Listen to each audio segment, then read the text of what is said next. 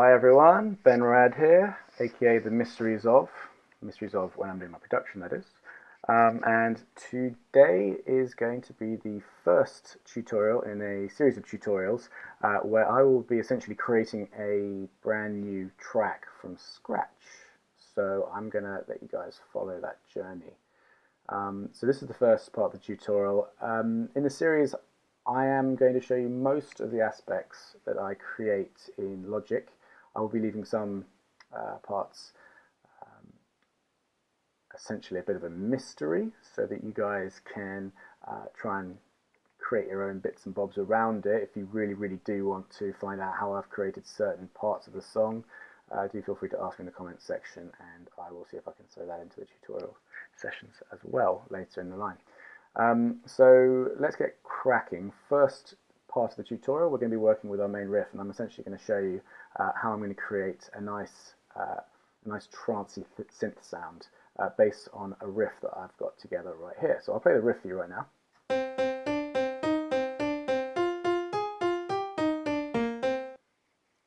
Not a lot, but let's be honest, when just playing piano, it doesn't sound too exciting, and it's very, what's the word? It's very keyboardy. It doesn't have a lot of body to it. It doesn't sound very exciting. So I like to use a little neat trick to make riffs of this nature sound a bit more human, and I'll show you how I do that. I go to lists up here in the top left, and then I go to functions, transform, transform, and then you've got humanize right here. Click on that, and you get this window here. What we've got here is we've got this randomization section here, and this is essentially how much it randomizes everything. Now, I don't want it 24, that's quite severe. I'll go to 22. And this essentially should be randomizing the velocity, the length, and also the position or the quantization of the notes to make it a bit more human. So what I'm going to do is I'm going to click select only, and you'll notice that it selects all of my notes here. I don't want the first one to be selected because if that note suddenly drifts forward, you're not going to hear it at the beginning of the loop. So what I'm going to do is I'm going to shift click that, and I'm essentially going to operate only what I've selected. So I click operate only, and bang, I'll get rid of that. And you'll see that the notes have now changed velocity. They're a little bit off time here and there. They've even changed some of the lengths as well to make it a bit more, as I said, human.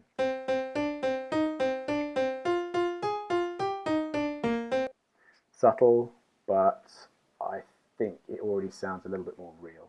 I quite like it anyways. Very subtle, but just me.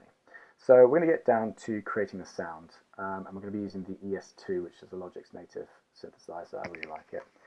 Start with creating a new software instrument, create, and I'm going to drag this down here, and I'm going to bring up the ES2. So I'm going to reset that channel strip, and bring up the ES2 on a stereo, and I will throw this here, and we'll get down to business really. So a quick overview on this synthesizer. Like most good multi-oscillator synthesizers, you've got your oscillators here, which you can obviously adjust the octaves. Turn it down. You've got some filters, some effects, so you've got some distortion, chorus, flanger, phaser, etc. Modulation section here, so you can essentially modulate various effects, cutoffs, even the various aspects of the actual oscillator themselves based on things such as the LFOs, which you have here, which are low frequency oscillators, and envelopes. You can even modulate using your mod wheel on the keyboard if you have one. I'm today actually working just on my laptop, so I'm actually using the laptop keyboard. So let's get started making our sound. Now this is my default. I've stolen this default setting from so many people on YouTube. It's essentially just a bass sine wave. So there you go, pretty simple. But we don't want to use a sine wave for a pluck. Plucks are very often a saw wave sound. So we've got a couple of saws here. We've got like a soft saw and a harsh saw here. Sorry, wrong way around. That's the harsh saw, soft saw. So first of all, go to the harsh saw. You'll notice when I hold down the keyboard, the note goes on forever. And that's the reason is because everything's running through this envelope here, and the stain is all the way up. If I turn this down, and I'll turn the release down as well, this essentially, the sound should just decay to nothing, quite slowly. There you go. If I turn this further down, the decay will be quicker, and it'll sound a bit more plucky. Oh, yeah. So that's already sounding a bit more plucky. There you go. Let's hear that in the loop. Not bad. If I add some release, it'll add a bit of a tail to it.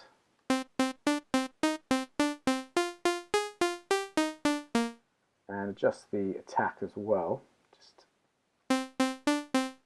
to give it a bit more of a smoother uptake. And I'll leave that up there as well.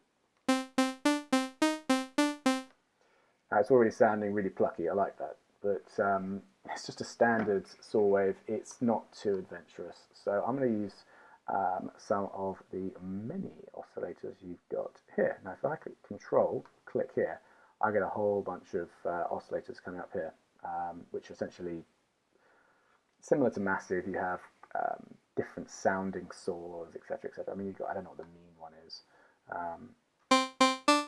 Wowzers. Right, I mean, you can create some great sounds out of these, and to be honest, I might use that later on down the line. For this tutorial, I'm going to use a type of a saw, because that's what most Pluck sounds use. So I'm going to go for a saw 3.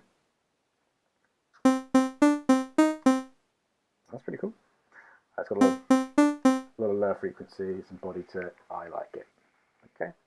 And we've already got the envelopes making it sound the way we want it to sound. So what we're going to do is we're going to add another oscillator. We do is click that there, and again, just go straight to a saw wave. And if you want to hear that on its own, essentially this triangle here is adjusting the volume of each oscillator, or and how they mix. So right now I can put it all the way over to number 2, and we're only hearing number 2 saw wave. And that's what we do is we mix the two together.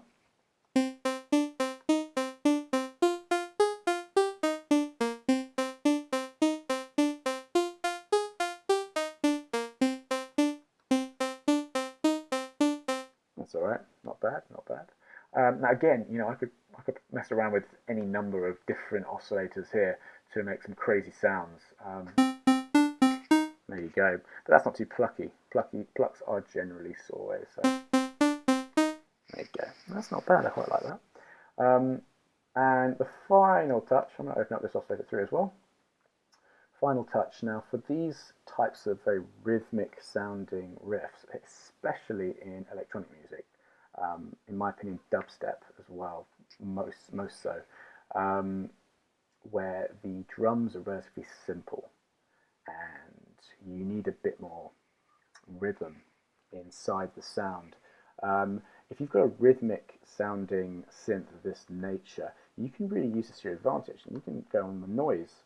You can put on some white noise. What's essentially do, well, as it sounds, create some white noise in there as well. So essentially it gives it some really nice higher frequencies and gives it quite a percussive sound, and adds to the rhythms, and it's essentially it can add to the way that the drums sound as well. You can already hear the white noise there.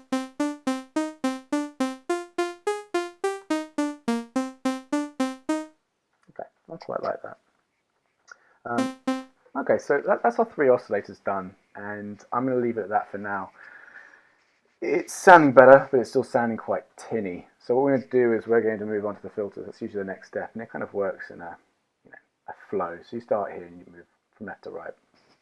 So the filters, you've got 2 filters here. I've got it all the way over to the right-hand filter, but you can use both filters and blend the way they work. And you can automate that, I believe. Really depends on the kind of sounds you're wanting to make. In this case, we're just going to be working with this filter on the right-hand side here. I like this filter because we've got this nice little fat button that we can press, and that kind of just gives it a bit more drive to it. You can also add a bit of FM modulation as well.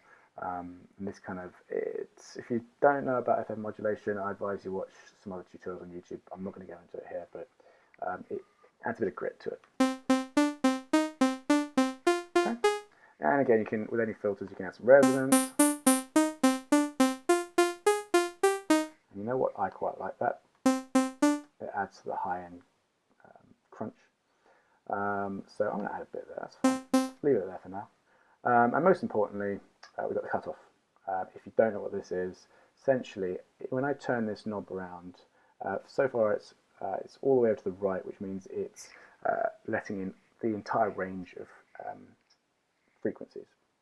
If I pull it down, it'll cut off all the frequencies apart from maybe the low frequencies. And then we can usually modulate this to make some nice little sounds. So I play the loop. As you can hear there, it's cut off all of the high frequencies. But if I move that up, letting more in, letting more in, letting more in. Fun times, right? And we can change the decibels as to how severe the cutoff is, how dramatic. I'm just going to put it on 18 decibels, and I'll show you why in a bit. Essentially, later on in this tutorial, we're going to modulate this using some envelopes and some LFOs using this portion here, and I'll show you how that works. But that's just to kind of explain this section here. Next bit, we're going to add some effects. I'm just going to add some distortion. We've got soft or hard. I'm going to leave it at soft, and let's just for effect. Ooh, ouch. Hard, just to show you. It's hard. So let's turn that down a bit. So turn the distortion down a bit. And we're going to leave the tone to the bright side now. What this essentially is, if it's on the bright, it's the higher frequencies, and dark side, it's the low frequencies, and these are the frequencies that are being distorted. So dark side, low end's being distorted, bright side, the high frequencies.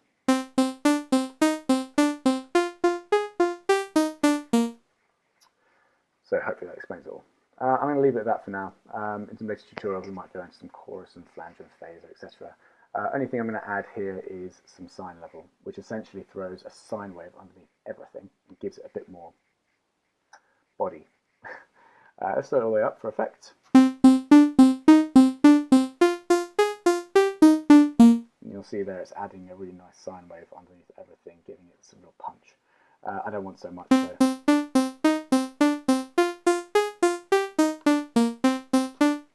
Sounds fine to me right now. Okay, how long have we got? 13 minutes. Right, okay, let's try and wrap this up another 5 minutes then.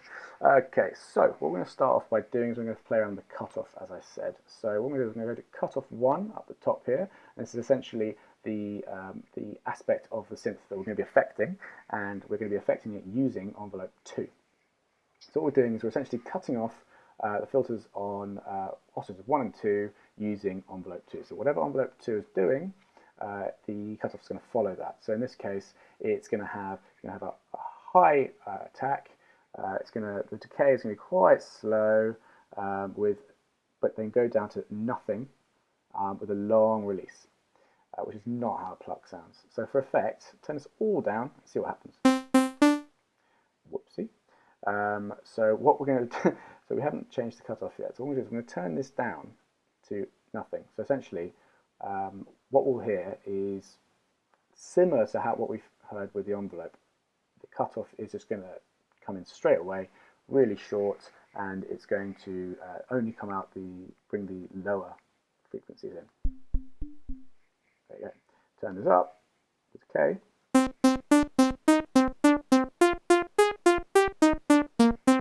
What this is doing similar to what the envelope's doing, but it's working with the frequencies, so that way it's not as harsh and it gives it more movement, even in this very, very short type of sound. If we open up the release bit, and sustain,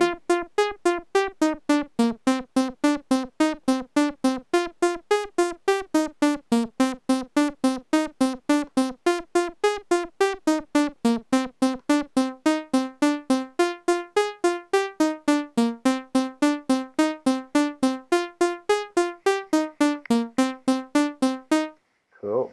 All right, getting there, getting there. I think that's too harsh though. It's cutting off too much. Now, if we remember which oscillator sounds like what, that's oscillator 2 essentially, and this is oscillator 1. So I think oscillator 2 is a bit harsher. So let's try cutting off just oscillator 2. So this will be remaining the same, but oscillator 2 will be affected by this envelope.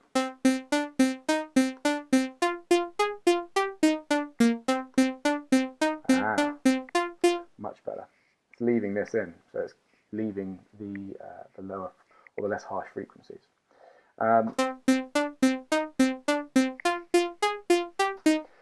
Okay, I quite like that, but it still hasn't got any movement. What we're going to do is we're going to now on effects. I know why it's quite harsh. Let's move that up a little bit.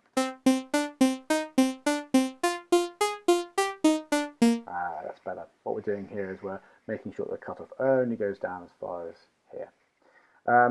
So let's move the cutoff of both of the oscillators here, and in order to create some movement I want to do this using LFO. So what we're going to do is we're going to synchronize LFO2, and I want the movement, so essentially every 3 bars the cutoff creates that type of sine wave movement. So the cutoff should go up and down, up and down, up and down. We'll leave this quite dramatic. So let's see how that sounds.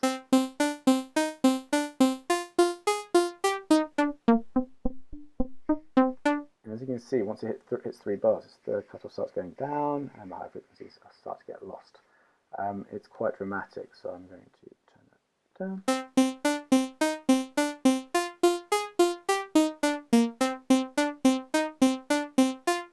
That's cool. Okay.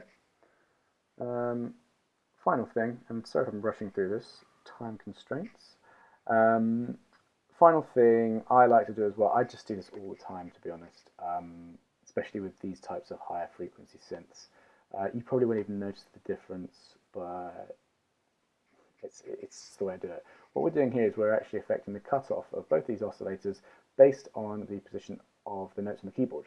So the higher up in the scale of the keyboard, the more frequencies are being let through. So the brighter the actual notes.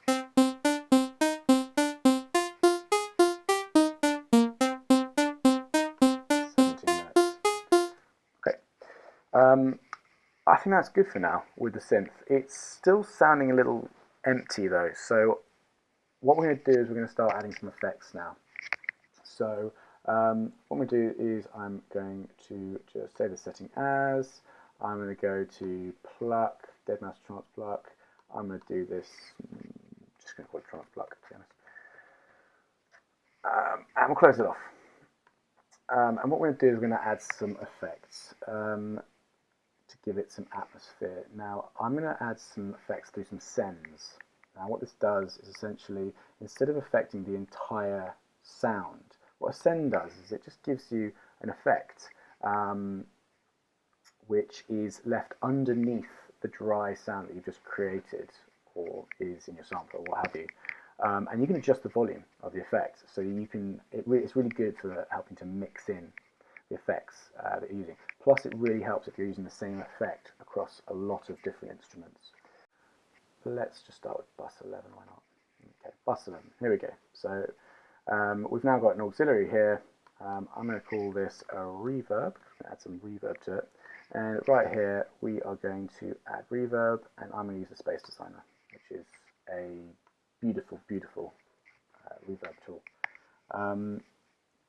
Now, you'll notice it's not doing anything. It's because we haven't adjusted this knob here. So I'm going to turn this knob all the way up by clicking Option and clicking, and now the volume of the effect is all the way up. And so if I play it,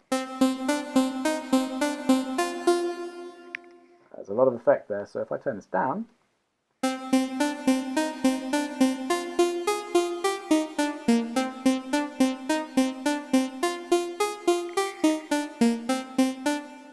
that's already sounding a lot better, a lot better. Now, I can play around with whatever reverb effect I want. There's so many presets here. It's brilliant. I love this, this reverb effect. It's amazing. Look how many presets you've got. It's ridiculous. I'm not going to bother playing around with any right now for the tutorial. I'm probably going to choose something in my own time that fits quite well. I'll be honest, I think that sounds pretty good already, just the default. And like I said, you can adjust this and you can automate this anytime during the song. So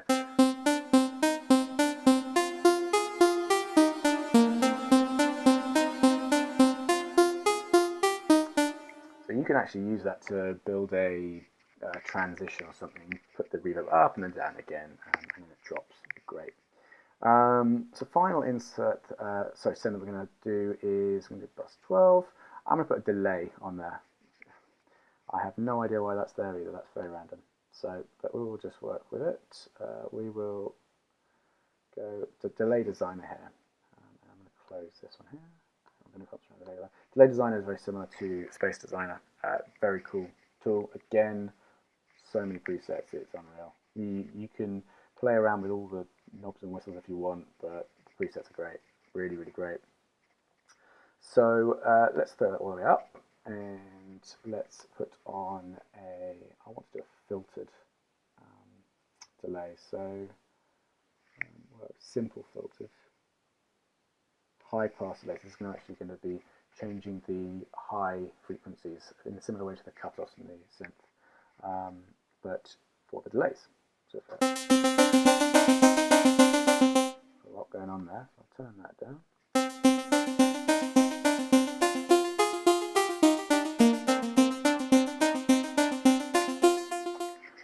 Well, that's already sounding fantastic. I love that. Now, one little neat trick that I found. Let's how long have we got? 22 minutes. Okay. One little neat trick is you can just solo these sends. What this will do is when you play it, you'll only hear what the send is creating. And that gives you a really good idea of what kind of sound it's creating as well. And it allows you to do things like adding effects underneath those sends. And so in this case, you know, I can just throw a low cut underneath there.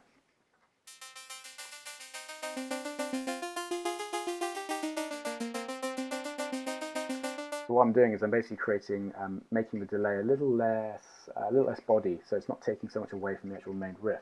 So I'm taking the lows away. I'm going to take put up to maybe 240, 230. That's good. Unsolo that and see how it sounds with the actual main riff.